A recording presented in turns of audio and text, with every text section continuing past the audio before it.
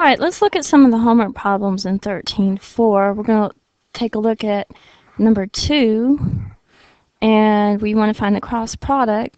So we just do I, J, K, 5, 1, 4, and B is negative 1, 0, 2, and that is I, 1, 4, 0, 2. We cross out column I, minus J, we cross out column J. Remember the signs alternate, plus, minus, plus. Cross out the K column. Now, 2 by 2 determinant, remember you just cross multiply, so that's going to be 2I minus J times 10 minus a minus 4, so that's 14. This is 0 minus a negative 1. So we have 2I minus 14J plus 1K, and that gives us the vector 2, negative 14, 1. Now I want to show that it's orthogonal to both A and B, so to do that, remember you just do the dot product. And if that's 0, then A is orthogonal to A cross B. Well, this is A cross B. Let's check B. Do the dot product.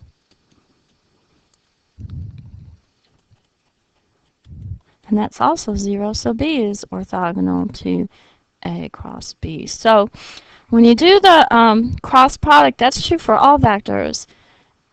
It's orthogonal to each vector separately. Let's look at number 8. Okay, I want to find the cross product of A cross B, and I want to sketch all the vectors. So I do I, J, K. A is 1, 0, negative 2. B is 0, 1, 1. So that's going to be, this is A cross B. That's going to be I times this plus J, it's minus J, times 1, negative 2, 0, 1, plus K times 1, 0, 0, 1. And that's going to be I times 0 plus 2 minus J times 1 minus 0 plus K times 1 minus 0. And that's going to be 2 minus 1, 1. And now we want to sketch it. Remember, this is Y, Z, X comes out straight out of the plane at us. And A, the vector A, is 1, 0, negative 2, so I'm going to go down 2 from there. So that's going to be in the XZ plane. So A is in the XZ plane. And B, since X is 0, is in the YZ plane. So X is 0, then I'm just going to go 1, 1. And then I want it, A cross B is 2, negative 1. And then I go up 1. And so A cross B is perpendicular to A and B. They're both coming out of 0.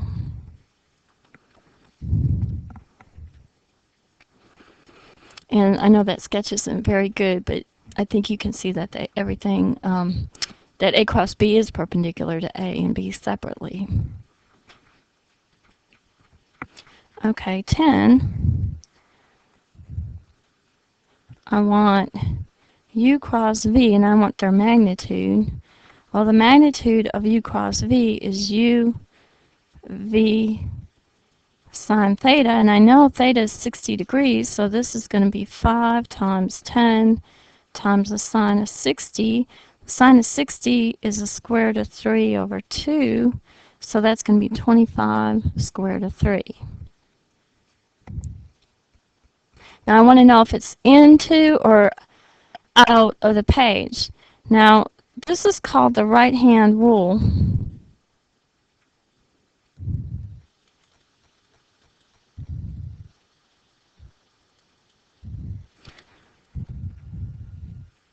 Okay, so we see that going from U to V is this direction. So if you put your fingers to the right, like if your thumb's pointing up and your fingers are curving around this way, then it's going out of the page. But if your thumb's down and your fingers are going this way, it's going curling that way, then it's going into the page. And that's the case here. Your thumb's going to have to point down in order to go this direction from U to V, so it's into the page. And you use your right hand to tell that. So if your thumb is down, it's going into the page. Let's look at number 16.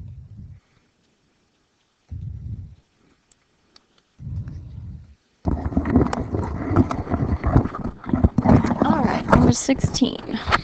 Find two unit vectors orthogonal to both ijk and 2ik. So the direction vectors on the ones that they give you are 1, 1, 1 and 2, 0, 1.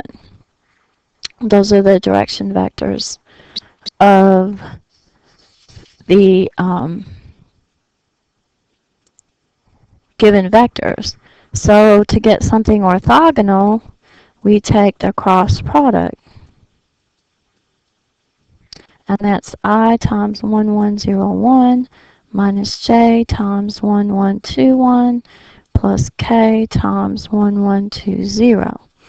So that's 1i plus 1j minus 2k, which is 1, 1, negative 2, and let's call that vector w. And that vector is orthogonal to both the two vectors given. Now I want to find unit vectors, so this is W is orthogonal to, let's call this A and B, to A and B. So a unit vector, remember, is just a vector divided by its length, and that's going to be 1, 1 minus 2, and the length of that is the square root of 6. That's 1 plus 1 plus 4. And to get two of them, you just need the directions, so that's going to be plus or minus. One can go in the positive direction, one can go in the negative direction.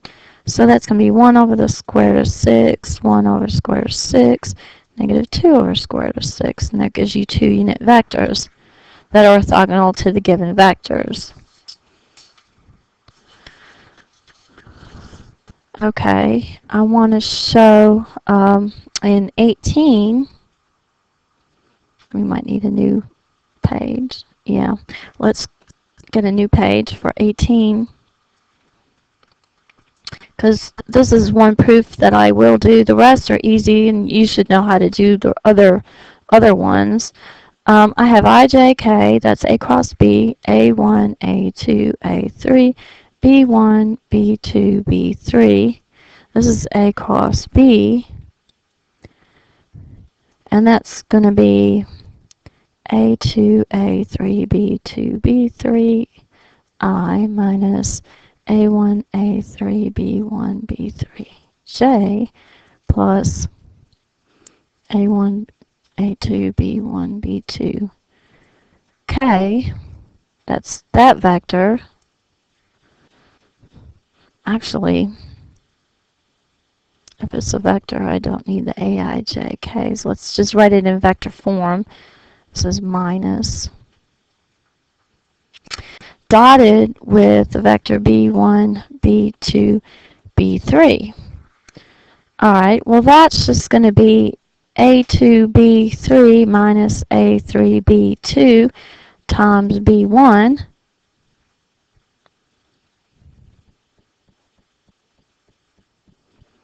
minus a1b3 minus a3b1 times b2 plus a1b2 minus a2b1 times b3. Alright, so I'm going to get a lot of canceling here.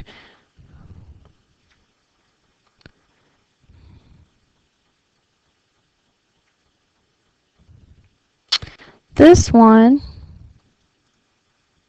and this one are going to cancel because one's minus and one's plus when you distribute the negative sign.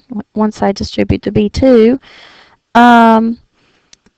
this one and this one are going to cancel. Let's drop them different. And this one and this one are going to cancel, so that's going to be 0 once I distribute the b3. And so that's all I need to show. That was easy. 24. I need the area of the parallelogram and the endpoints of the vectors, or the points are 1, 2, 3, 1, 3, 6, 3, 8, 6, and 3, 7, 3. Now these two, since they both have 6 here, are in a line, and these are both 3s, so those are in a line. So we'll take these 2 points and find the vector rep for it. The vector representation is 0, 1, 3. Remember, I just go 1 minus 1, 3 minus 2, 6 minus 3. And then I'll take these 2, and I'll get 2, 5, 0. So I have those 2 vectors, and actually, if I draw it, you can see it better. It kind of looks like this. It's in space.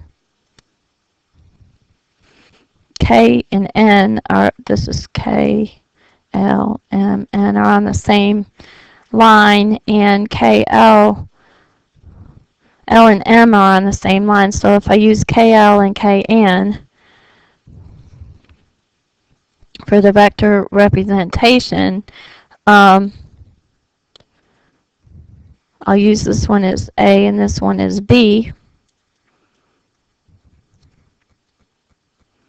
Then remember, the area of that parallelogram is the magnitude of A cross B. So A cross B is going to be I, J, K, 0, 1, 3, 2, 5, 0, which is I times 1, 3, 5, 0, minus J times 0, 3, 2, 0, plus K times 0, 1, 2, 5. That's a 1. Okay, that's going to be negative 15I plus 6J minus 2K. And the magnitude of that is the square root of 15 squared plus 6 squared plus 2 squared. That's the square root of 265. So that's the area of that parallelogram.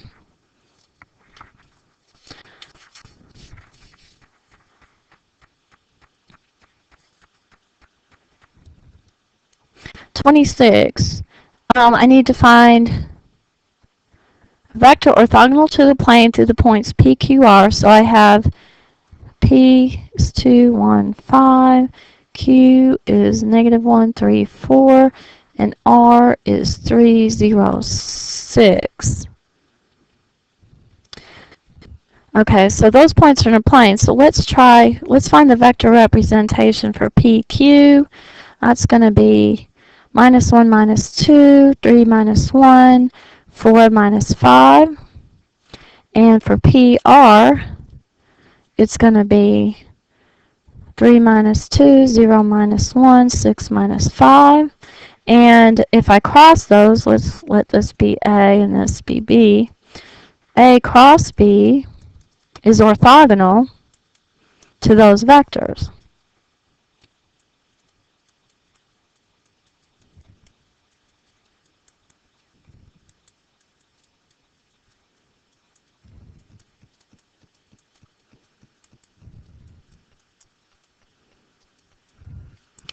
And that's going to be the vector 1, 2, 1, because it's 1I plus 2j plus 1k. So that's going to be orthogonal to PQ and PR. So that's the first part of it. Find the area of the triangle. So you want the area of the triangle, and that's the magnitude of A cross B. So the magnitude of that is the square root of 1 squared plus 2 squared plus 1 squared, which is square root of 6, and half of the parallelogram is the triangle. So the area of the triangle, this is the area of the parallelogram, but there the triangle is a half of that.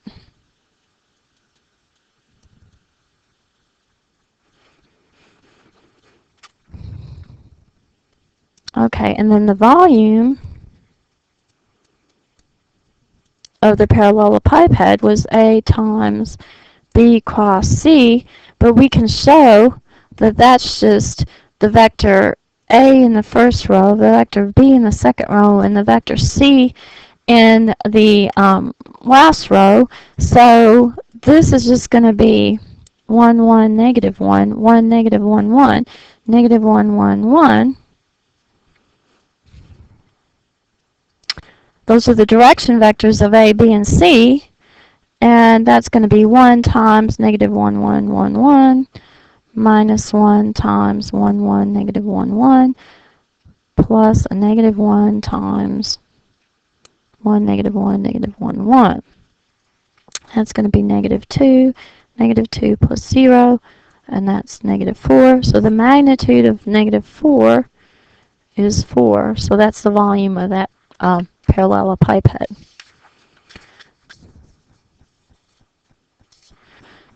All right, let's look at 34. 34 as use scalar triple product to determine whether the points lie on the same plane. So let's find the vector representations. The vector representation for PQ is 1, 4, 5. The vector representation for PR is 2, negative 1, 1. And the vector representation for PS is 5, 2, 7.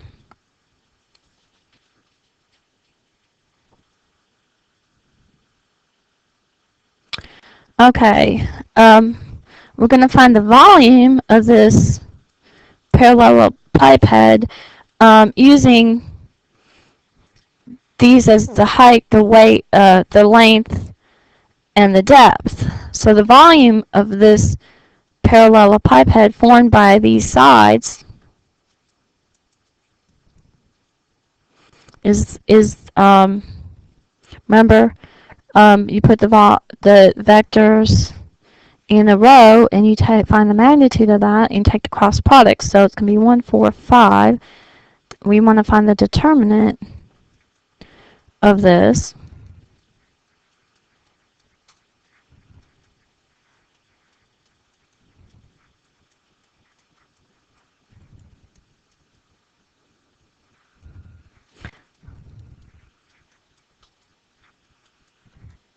And we get 0. So that means there is no parallelepiped.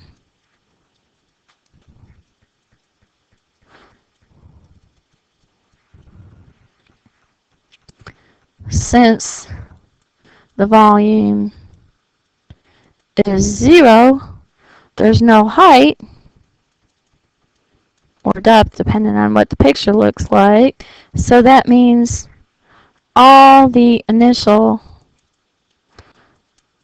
and terminal points of these vectors must be in the same plane.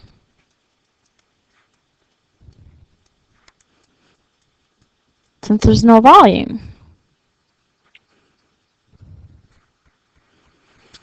So that means P, Q, R, and S are all in the same plane. Okay, so I hope this helps you with doing some homework.